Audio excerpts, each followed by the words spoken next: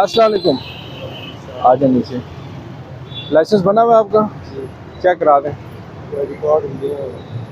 کب پرمٹ ہے؟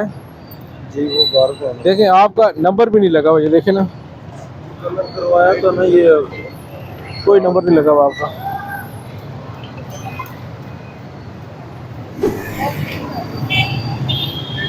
کیسے ہیں آپ؟ ٹھیک ہیں. ہیلمٹ کیوں نہیں پہنتے آپ؟ ہیلمٹ پہنا ہوا تھا. پہنا ہوا تھا. اور نمبر پلیٹ کہاں ہے آپ کی؟ یہ بھی اس کو مہینہ نہیں ہوا, ساتھ جرمانے ابھی 3 کیوں بیٹھے ہوئے ہیں؟ پتا یہ جا رہے ہیں دوسرا بائک لینے, تو اس لیے 3 بیٹھے. اچھا, لائسنس بنا ہوا ہے؟ آئی ڈی کارڈ ہے؟ آئی ڈی کارڈ تصویر ہے, آئی ڈی کارڈ کا چیک کرائیں. اس کی کاپی کہاں ہے؟ کاپی نہیں دی ہے. چیک کریں ان کو.